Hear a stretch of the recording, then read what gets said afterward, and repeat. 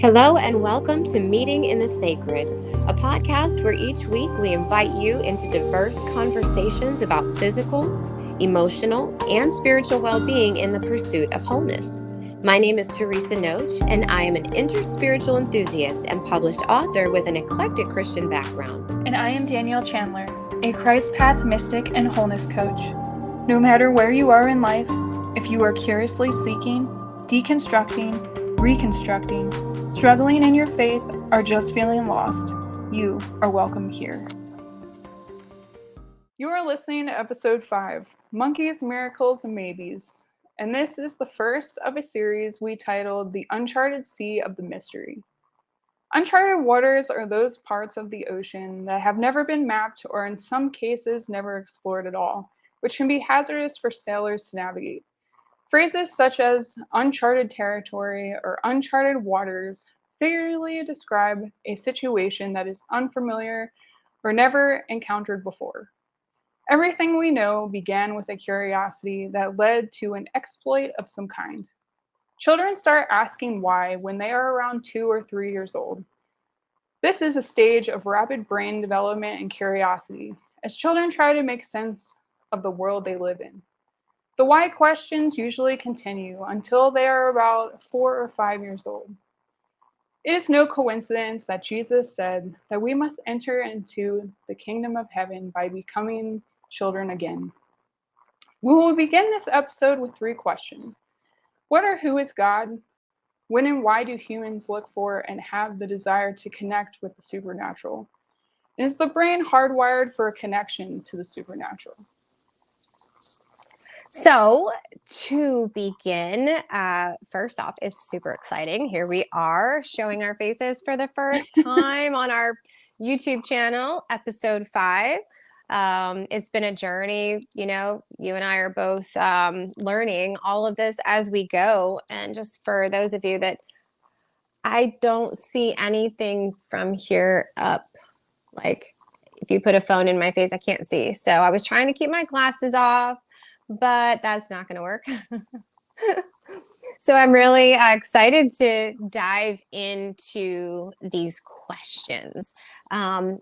So first, what or who is God? And since this is the beginning of a series that we're doing, because this is really going to lay a foundation for us to build on, kind of for as long as we want. So we don't even know how long this series is going to go, but there's a lot to unpack here, especially when you start with a question like, what or who is God? There's no way that we can cover all of the ideas that we'd like to cover just around that question in an hour. Mm-hmm.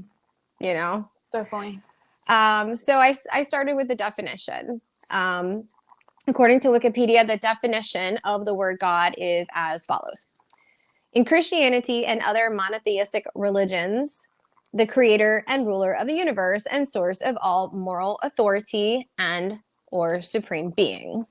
The second definition is a superhuman being or spirit worshipped as having power over nature or human fortunes, a deity like the moon god. Interestingly, I found that the English word for God, God, as we know it here, first came into use through a German term that was applied in the 6th century, which meant to call or to invoke a power. But even further back, this German word has its roots in Sanskrit. Now, tracing Sanskrit over to India, we come to Brahma, a Hindu god referred to as the creator. Within the Trimurti, and I'm not sure if I'm saying that right, Trimurti, the trinity of supreme divinity that includes Vishnu and Shiva. He is associated with the creation, knowledge, and the Vedas. However, the oldest evidence of a space dedicated to ritual appeasing or supplicating a spirit or deity is in Botswana, in the Sodilo Hills. Again, it's Tsodilo. Not sure if I said it right. Norwegian archaeologists discovered a python-shaped rock on a cave wall that appeared to have been carved to highlight its resemblance to the snake. Artifacts and carving tools unearthed near the Python date from about 70,000 years ago. Mind blown with this kind of stuff. For the first time in history and since the dawn of wonderful modern science, and it is wonderful, like everything else seems to have its yin and yang.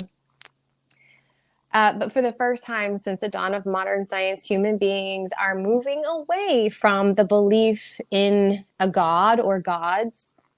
While paganism is recently making a comeback, atheism is still winning the race towards a radical human shift in the collective perspective on spirituality. You got any thoughts on that, Danielle? I feel like, I could unpack this kind of stuff for a really long time. It's fascinating to me how interwoven spirituality, religion, these types of concepts have been so connected into all cultures around the world, not just one or a few. It's touched, I feel like, all of humanity, even people that do embrace atheism. They still think about these things too. Sure. and they're unpacking and questioning and sitting with these types of thoughts and concepts. So, as somebody who has studied art history for many years and has been able to kind of like dive into culture that way, it's been really mind-blowing. Even you bringing up the snake-shaped rock, that was discovered 70,000 years ago, to sit with these things and kind of be marveled, to try to wrap your mind around what were these civilizations thinking, what were they experiencing, what was their day-to-day life. And as a human being, like, I don't think the design of humanity has really changed, but I think how we interact with life on some levels has, because of our conditioning, because of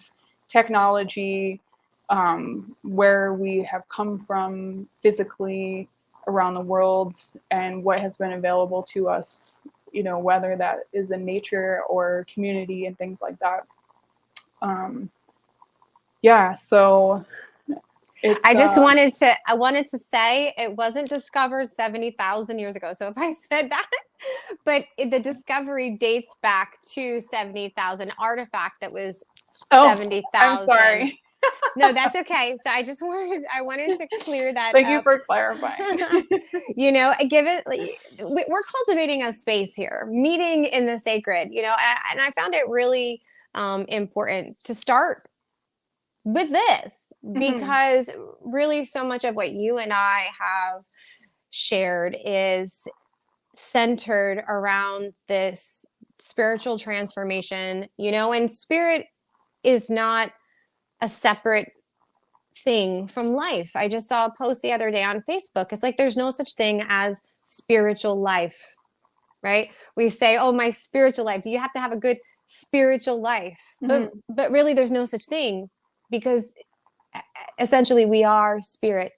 And so regardless of the quality of our lives and regardless of the quality of the awareness of the spirit connection, we are spirit. And so we're all having spiritual lives. We are all living spiritual lives in this natural realm. So I found it really important to start in this place, just start setting a foundation. Many of our listeners are here because just like us, they have questions about spirituality for various reasons, and they're in need of a safe place. One of our basic human needs, probably next to hunger, equivalently maybe even, is to feel safe.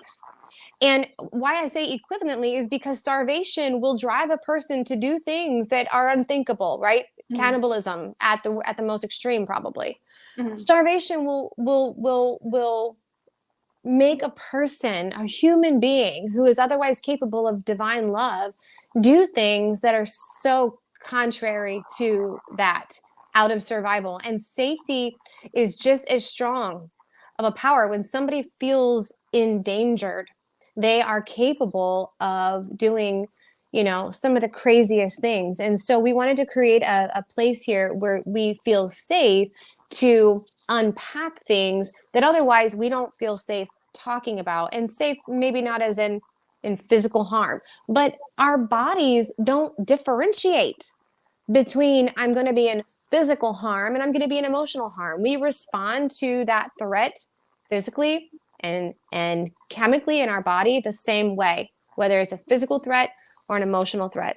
And that's why going through an unraveling process, a deconstruction, a reconstruction, any kind of a shift in a belief system that is contrary to that which you've grown up with, can be a really scary place, not just for the person that's going through the shift, but for the people who are in connection with that person. Because we might be experiencing some kind of shift that we're liberated and excited about. Meanwhile, that very thing challenges their sense of safety. It challenges their ability to feel safe. Number one, because maybe your new belief contradicts a belief that made them feel safe in the first place. Or maybe they are afraid for your well-being, which essentially makes them feel unsafe as well. So for many of us, our childhood programming has actually created stagnation in the area of curiosity. We're opening up here talking about the uncharted seas. And it's like, without curiosity, nobody's going on an exploit. Without curiosity, nobody's getting in that ship. Nobody's going anywhere. And so in some way, religion has, in some capacity, served as a hindrance to curiosity, where if we go all the way back and we trace these archaeological findings, and the more that we're learning about the human brain, because there's a lot of things that history is a puzzle, and we're putting all these puzzle pieces together. So we have archaeology, but now we have modern science. We're tying them together. And some people would argue that they're not synergistic, and others would say they are, but I see them that way. And we're now discovering certain evolutionary processes of the mind and the brain that seem to present some pretty solid answers as to how religious ideas were formed as a way to create a sense of safety in early human beings. Or we say early, but again, we don't know how far back we really go. We're just going based on the latest information. And I'm grateful that the information keeps updating, but those updates for many people present a problem. The facts are there, but we don't want to see them because I feel threatened. And most people don't even recognize that that's what they're feeling, because they're going based on a feeling. And so, here in Meeting in the Sacred, you and I can share discussions, dialogue with people on our website, meetinginthesacred.com, on our Instagram page and our Facebook page, and cultivate this place, not just a place for people to listen to us talk, but a place where they can engage us and talk to us and know that nothing is too off the wall. And we're not threatened or offended by anybody's belief, quite honestly, unless you say your belief, is justified in doing harm to another human being. Don't message us, we'll report you. I can do a coaching session with them. Yeah, there you go. There you go, Danielle. Hire. So we want you guys to be able to reach out and talk to us about your fears, about your fears is a pretty big umbrella statement, because even if it's your family that's afraid, a lot of times we won't move or make a decision about something because we're afraid of hurting them or losing them or being rejected. And it might even be right now that you're listening to this and you didn't know that's how you felt until now hearing it.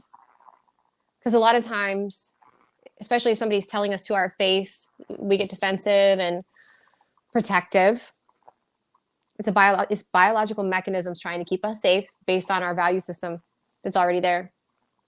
So a lot of times when you're just listening to somebody and they're not really in your face personally, you don't know that I'm not talking to you or to someone else, right? But you can receive that information and maybe hear it differently. So maybe you've never identified with your belief system as being based on fear, I should say that your actions or lack of are based on fear of what other people are going to say, how they're going to feel, how they're going to react to you. Is Christmas ever going to be the same again? Can you still go to Passover? Can you still go to the temple? These things change, and they're very deep, and I'm getting emotional. They're extremely challenging to work through. So that's why we're here, and we're going to unpack these 3 basic questions with they're basic questions, but there's a lot of depth to them. So we're going to barely touch the iceberg, right?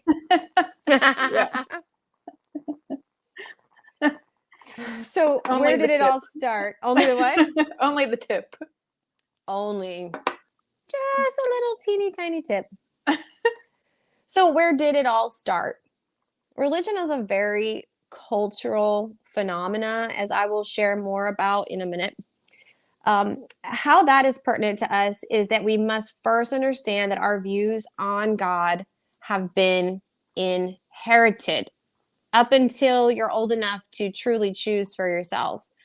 And a lot of times, adults will go through life and never be faced with an opportunity to choose. They just continue to believe until something, as we talked about in our last episode, an existential crisis comes along and shakes that, and we are suddenly faced with the questions that we never knew we really wanted to ask. So even if our parents didn't teach us anything specific, you can have atheist parents and still pick up subliminal Christianity just from a culture that you're in, just from a work environment or a school environment. Let's say if you're a child, it would be a school environment. If you're going to the same grocery store every Sunday with your parents, and the clerk is there, and the clerk is a Christian, and things that she says may not be preaching at you, but you're picking up, you're developing everything. Your mind is taking all of this information in, and it's creating a belief system, your core belief system. And then you become an adult, and everything that you do, everything that you perceive, everything that you continue to form a belief about is all based on pretty much everything that you experience and learned between 0 and 7 years old. So you don't have to have a Buddhist or Hindu or Muslim parent or family to have those beliefs. You could just grow up in the culture of it, and have those intrinsic fundamental ideas about life in there. Danielle, and since I pretty much structured this podcast, the next one is yours. It's kind of how we do. We flop back and forth. So if anybody's wondering why I'm kind of like holding the reins on this, that's how we work this out. We're a really good tag team. Yes. So what I wanted to know is, what are some of the beliefs that you inherited about God that you didn't choose, right? Somewhere between 0 and 7, you form these ideas, but you've had to deconstruct them. I would say a lot of them were rooted in the idea of dualism, so that we were separate from God, and that was really kind of the foundation that was laid. And then on top of that, the different narratives that came from what I'm calling mainstream modern day Christianity, but penile substitution, this idea that Jesus had to pay the ultimate sacrifice on the cross and receive God's wrath, that God's wrath was poured out on Jesus on the cross to pay for all the sins of humankind. That was a really big one. And then deconstructing hell and eternal damnation. That's a big one. And demons. And as I sat, I mean, those I think are like three main ones, because you start in Genesis, you're going back to the beginning of the story of who is God and what happened in the Garden of Eden, like what really is sin and what was the impact of sin and who really is the devil and what did the devil really accomplish on this earth, and then who is Jesus and what did Jesus do on the cross, and are we really separate from God? Is God really out there in some distant land, that we have to like try to make him come down here? Or is he actually with us? Like the kingdom of heaven being in us, sitting with even that one idea and concept really challenged each one of these ideas that I had believed, that were taught to me, that I had embraced for a long time, and really shaped, I would say, how I saw myself and how I saw others, because there were certain things that were said in my environment, like what you were just saying, that I was hearing, and regardless to if I believed that I was embracing those truths for myself, they were still being spoken in my environment, and I was still receiving some kind of information from them. That's you right. know so subconsciously I was conditioned by my environment. We all are. Yeah. That's really what's so extremely fascinating to me Hmm. about our brain. We see now in real time how AI kind of works. Yeah. It's scary, right? It's scary how AI has been designed like the brain to take in information and make this intelligent decision of its own to work on behalf of its host, and to for us as humans, our brain is working on behalf of the host, the body, to keep us overall alive. And so, yeah, this machine is taking in every single sensory experience, Hmm. and perception, and not even just what we can see, because perception eventually becomes, I forget the term for it, but I can perceive the wall behind me even though I'm not looking at it, right? I can Hmm. perceive the hallway in there because I have seen it before, because I already know it's there. There's those memories that are already put there, and now they are forever a part of what I perceive, no Hmm. matter what, right? Once we've seen it, tasted it, heard it, felt it, experienced it, it now becomes a part of our forever perception.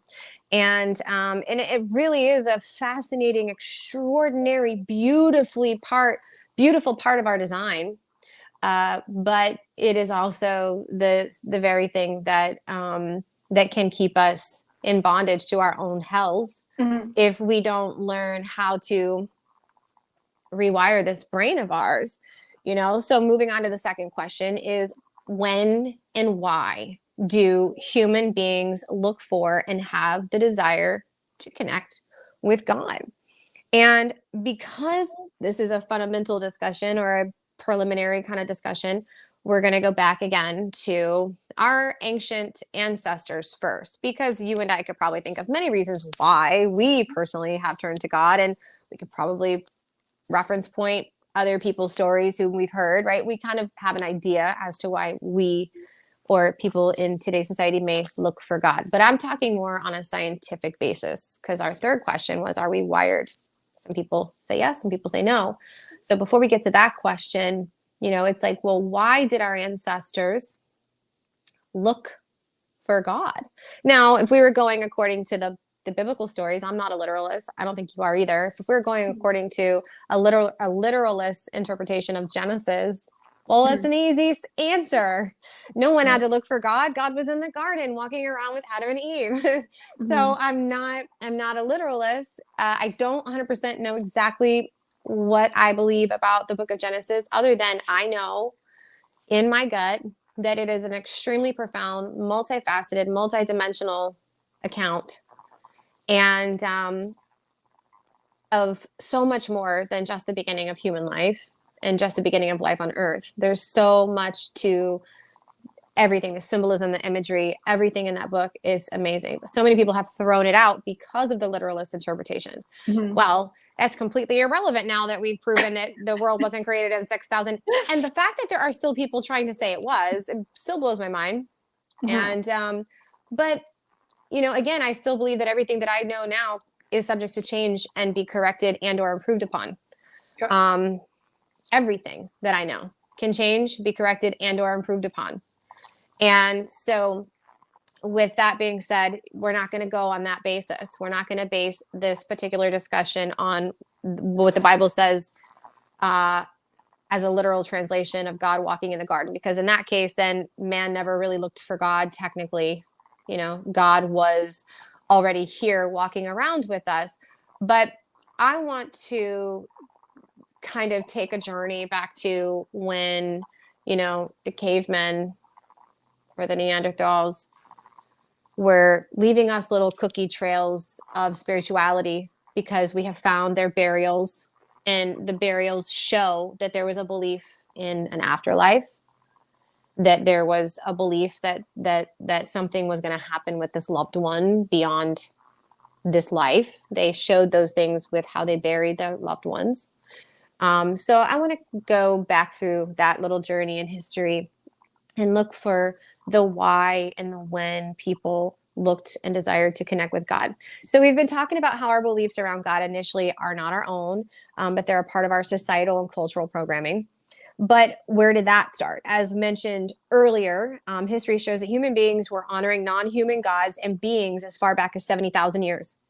So there's that.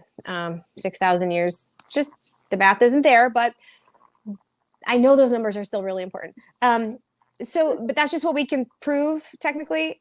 And so I found it rather interesting that by approaching these questions with scientific knowledge of the brain and human evolution, that we can see that there are strong neurological components to why humans believe in a spiritual world. You know, this is also something that provokes fear for many people. That's why so many people hardcore reject evolution, because they think that evolution 100% of the time is saying that it's impossible for there to be a God. And there are some Darwinists and evolutionists that would say that and feel mighty threatened about their science when we insinuate that there's a design, because then their science feels threatened or their research feels threatened. So to find this place in the middle that says that this evidence points to something extremely profound. And I like to refer to Deepak Chopra, because after listening to a debate with him and Professor Thompson, I have his name in here somewhere, Andy Thompson, Dr. Andy Thompson. Oh no, it wasn't Andy Thompson that he debated with. It was Richard Dawkins. So he's a hardcore atheist activist. And he gets a little angry, you know, at the idea that another scientist with the same background as him could suggest that there's this intelligent consciousness or a source of life. But I think it's really fascinating to look at how the mind was at play, because we can at least, it almost allows us to go back and retrace our steps. And we can take these puzzle pieces that we have in archaeology and history, and then we can also take what we know now in science and the brain, and we can retrace our steps and try to put these puzzle pieces together to understand a little bit more about how did we get to where we are now. And specifically in the place where the belief in God became a religion that ultimately became a bondage, so much so that people today are proponents for completely banishing religion, because they believe, highly intelligent people and educated people believe, that religion in and of itself is harmful. But the reality is, if you trace back the mental functions that led to the belief in God in the first place, the body was doing this amazing job at seeking out safety and protection on a mental level. So the belief in the spiritual realm and the belief in God actually served, including religion and rituals and all that, served a purpose. It served a good purpose, a purpose so good that it got us where we are. Mm-hmm. Right. And so now we have schools of thought that really just want to throw all of that out and say all religions bad. I would say, what purpose did it serve then? And how does it serve a purpose now? But I'm just going to leave that there. Archaeology archaeology shows as far back as 10,000 years that our ancestors anthropomorphized everything. And you and I had a little discussion about this word anthropomorphism. Yeah, I know I didn't say that right. But it's ascribing a spiritual meaning or personifying and ascribing spiritual meaning to things that might otherwise have an explanation with cause and effect. So I want to share a really quick story about that, and you might have one as well. I'd love to hear your interactions here. But I recently made an altar in my backyard for the archetype of Yemoya, which is a part of the African pantheon. She is known as more like an equivalent to the Holy Spirit, if you're viewing the Holy Spirit as like the mother aspect of God. Some people would even say she's equivalent to like Mother Mary. But I've been exploring different archetypes from around the world and just kind of playing along and enjoying the process of learning hands-on. So I made this altar, and in my exploring, finding out, well, what would somebody put on the altar for Yemoya? Well, she's an ocean goddess, and so one of the things that is that she delights in would be water and seashells and different tropical things. So I took this jar; it was about this big, and it had about that big of a hole on top, and I put this jar on this pretty little altar, and I filled it about this much with water. And I would, it was in my meditation spot, so I'd sit out there and I'd meditate and talk to the Holy Spirit and just ask the Holy Spirit to teach me about these energies of the archetype that had been brought to my attention at this time, and to teach me about the um, benevolent attributes of this particular expression of the divine. And I've just been pondering and kind of thinking about her and what she means to, the people that have known of her for so long and honored her. Well, a couple days later, maybe a couple weeks actually, I go out to my meditation spot, and this jar has a whole bunch of little black things in it. And I was like, what in the world? And I got close and they were moving. And at first I thought they were like little spiders, tadpoles, tadpoles. And so I anthropomorphized the situation. Here's your example. Because I looked at that and I thought, it's a blessing from Yemoja. These little baby tadpoles just appeared in this glass. And it's a sign. Then I even proceeded to look up what do frogs mean in spirituality, right? And they are a sign of fortune and blessing. I was like, whoa, that's awesome. Like now I've got the blessing of Yemoya. Right? So that's one way to look at it. But the other way to look at it, which I did, is it possible a frog jumped in and jumped out and laid some eggs? Sure, it's possible. There is a cause and effect possibility there. Nobody was there. Nobody saw it. It's also possible that Yemoya put some tadpoles in there for me. So that's what we were doing, our ancient ancestors. That's what we were doing with life, with the inexplicable. We were creating a way to explain, and most of the time it was by creating human-like deities to fill the place of that which was unknown that we were interacting with. And so yeah, we still do this even now when we ascribe human meaning to something. Like, for example, somebody says the cardinal. The cardinal flew in my yard today, and I just knew that was Grandpa. And yeah, can you think of some ways where we are anthropomorphizing in everyday life? Well, as you were talking, I was just reflecting on like a lot of what you've been saying, and thinking about the process of thought that could possibly have been going on in these types of civilizations, to include the stories that you're sharing right now.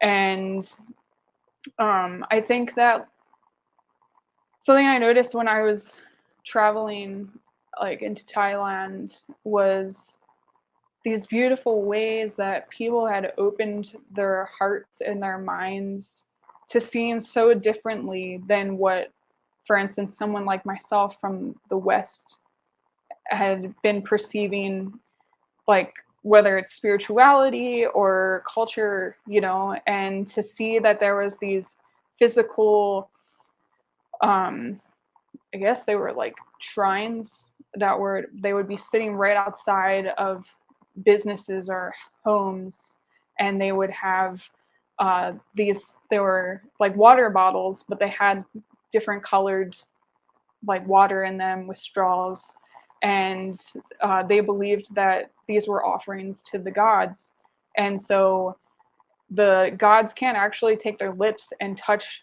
the water bottle with their lips. They have to drink from a straw.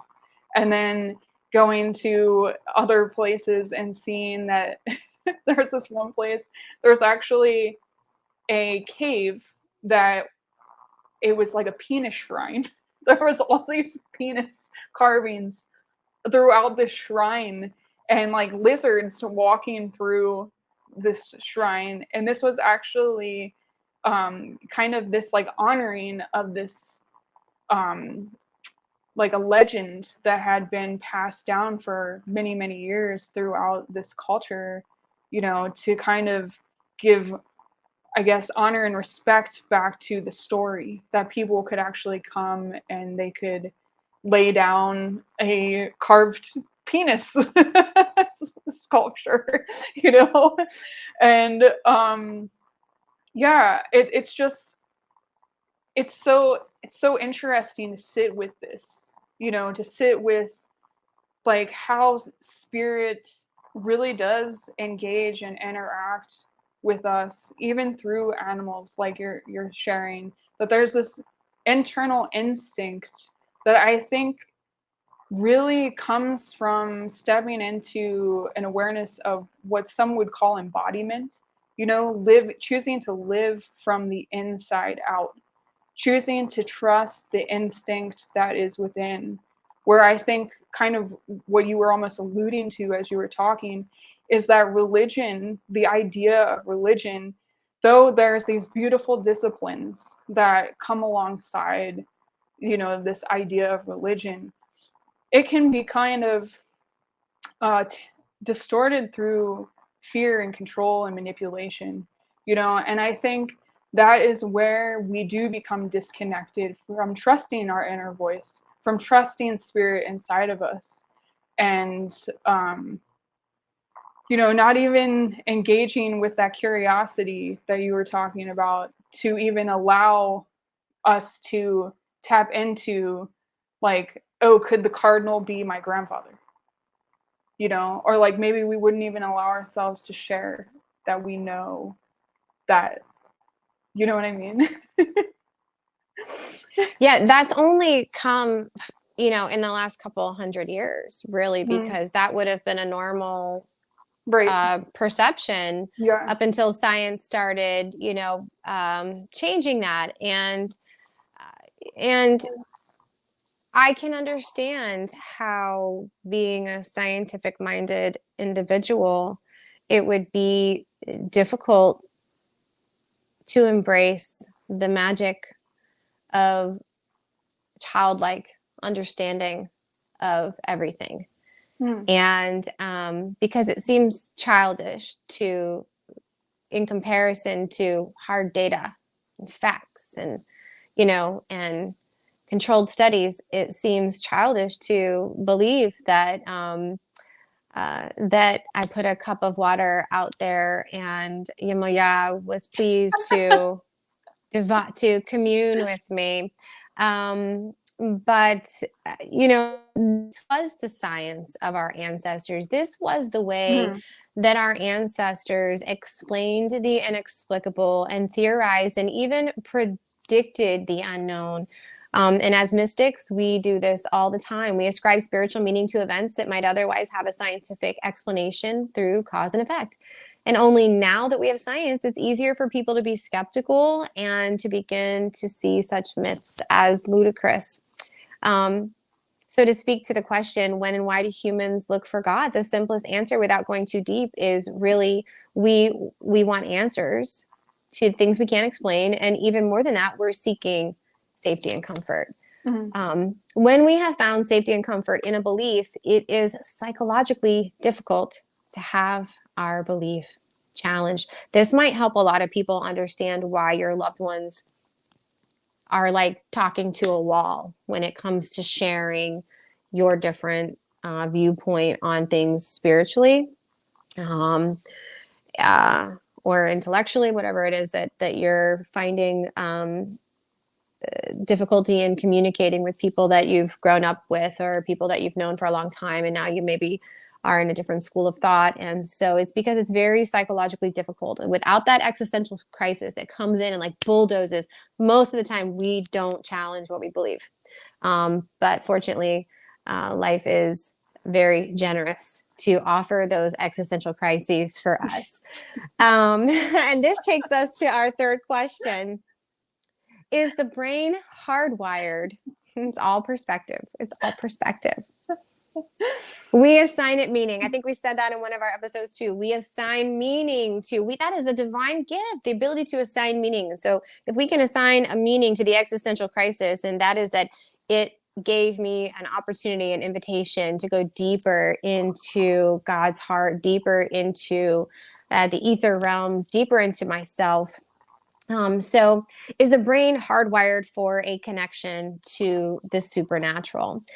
And it is scientifically proven that it's easier to believe in God. I said this in the beginning. It's easier to believe in God. This is scientifically proven than it is to, I'm sorry. Yes, it is easier to believe in God or the supernatural than it is to be an atheist. In an article called Evolutionary Explanations for Religion, an interdisciplinary critical review by Patrick Lindefers and Jonas Svensson, religion is a multifaceted phenomenon, commonly including aspects such as rituals, myths, rules, and regulations concerning ethical behavior, social practices, and some form of belief in the supernatural. Dr. Andy Thompson, author of Why We Believe in Gods, which he presents one angle of the discussion very powerfully. I really enjoyed listening to him. But in my opinion, Professor Thompson is certainly not unbiased. He is an atheist activist. Therefore, I eat the meat and spit out the bones, you know? By listening to him in his lecture, which you can find on YouTube, Why We Believe in Gods, I became fascinated with the theories that he presented regarding societies being built around spiritual beliefs. So I'm going to simply touch on that very briefly. What some have identified as an innate theistic inclination or a hardwiring for faith in God, some scientists are now calling an evolutionary accident. Mystics and scientists Deepak Chopra and atheist Richard Dawkins argue opposing viewpoints regarding sentience and consciousness, which is another podcast, that I also found very interesting.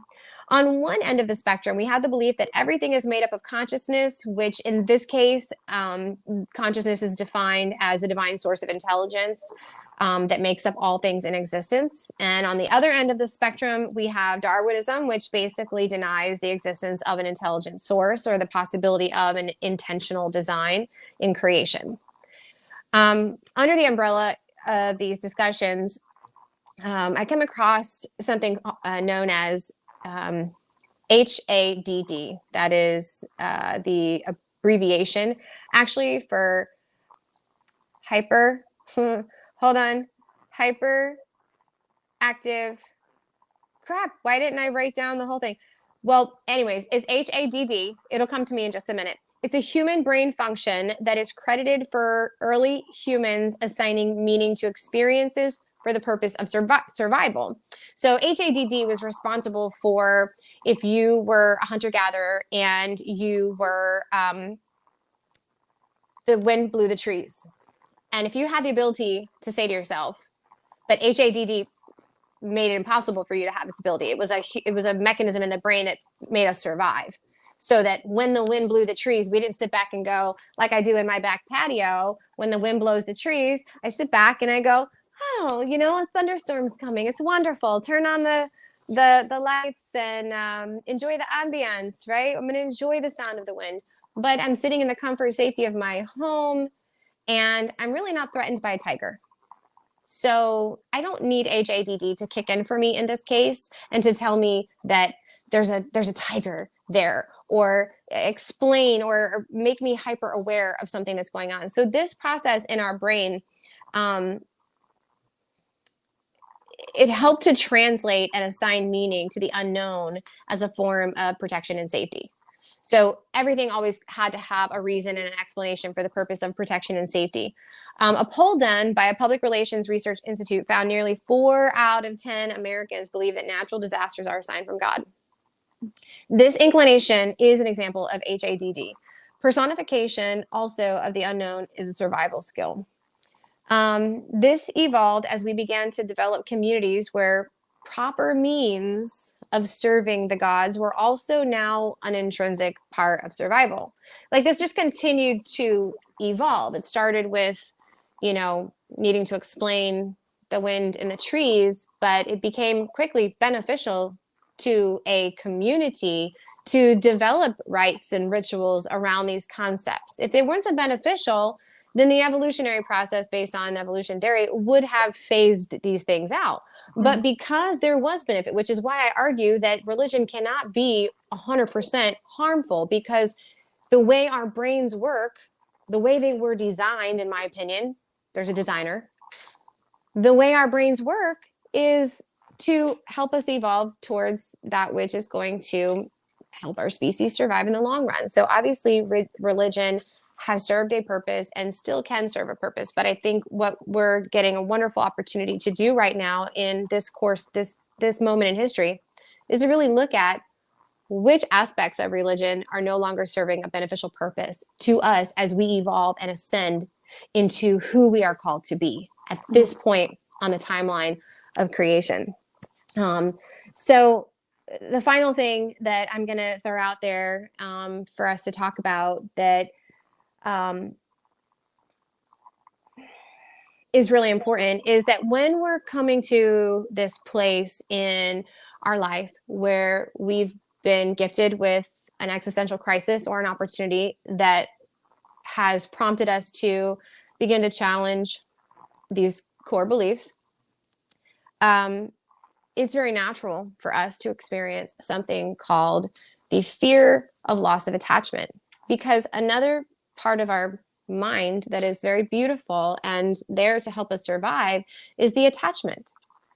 We form attachments with our tribe for survival purposes initially, and those mechanisms are still there. We form attachments to our parents so that we stay in the safety of our tribe as we're growing and we're developing. And so as these spiritual systems began to become more and more intricate, more and more expectations around how things are performed, the risk reward, not risk reward, but I forget what it is. You give and get, like the whole giving and getting concept that if you don't give, you don't get. Like, there's just so many parts to this story, but attachment is a huge one that I want to touch on because it is a neurological function that's there to help us survive. But it's also the thing that makes it really hard to walk away from a situation that isn't healthy for us, because in order to feel safe, in order to feel protected growing up 0 to 7, we form attachments to our communities, to our parents, to the people. And then when we get older and go through these shifts, it can be very, very hard to change that. So, that's why we're here. That's why we're here at Meeting in the Sacred, because we know that this experience comes with a lot of hardship. I don't necessarily like that word, but it's what came out. Because once you're on the other side of a perceived hardship, you may realize that it's kind of like it was hard to lift 5 pounds the first time I went to the gym.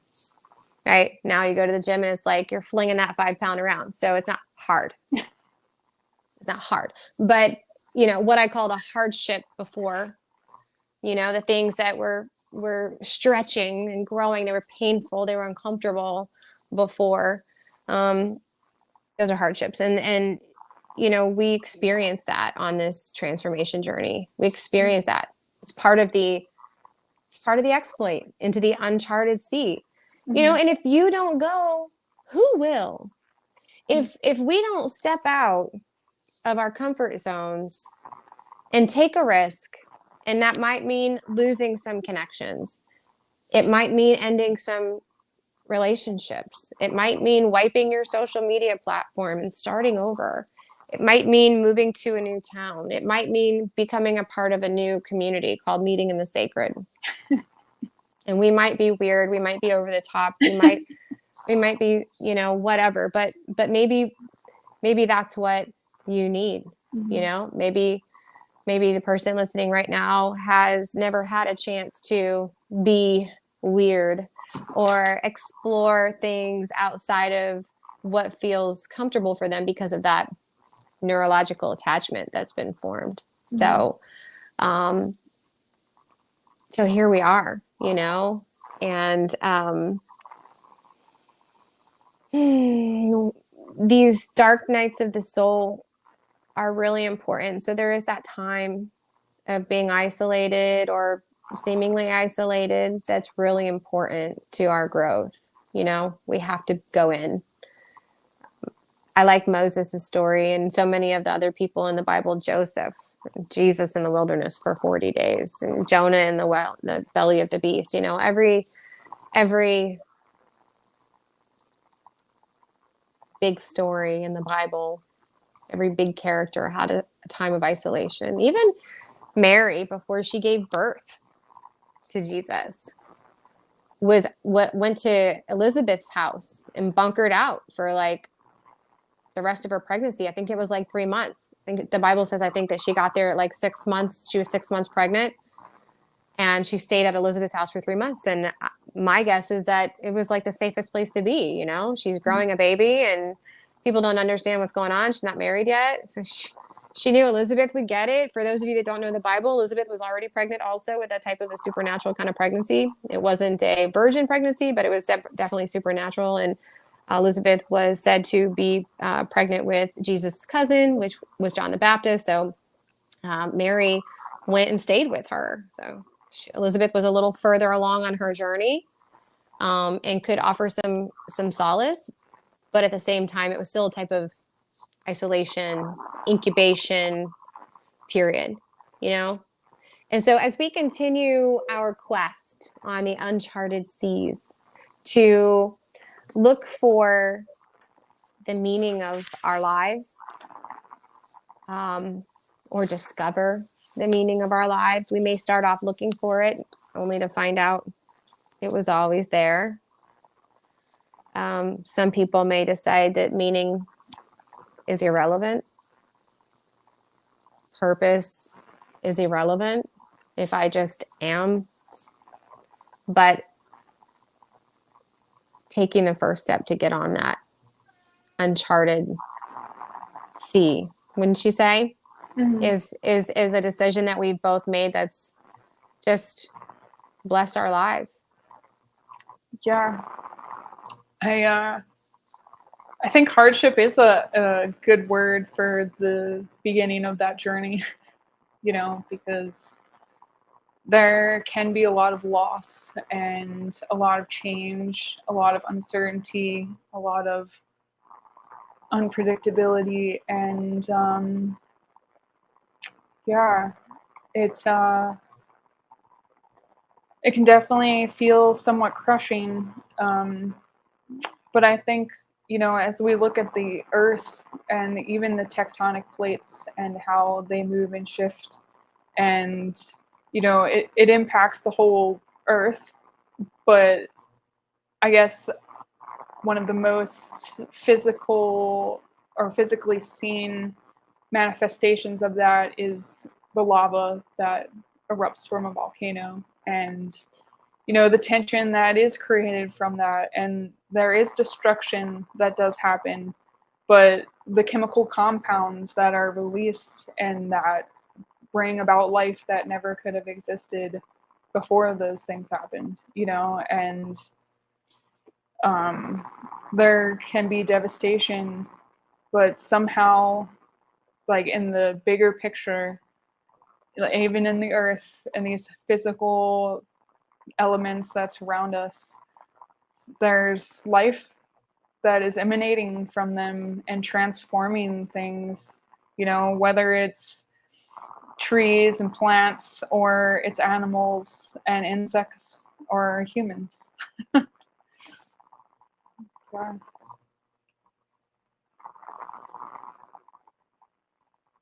You're muted. I said that's a beautiful way to look at it. Well, our time today has come to an end. I look forward to episode 6, where you will be taking us on a journey further on the uncharted seas.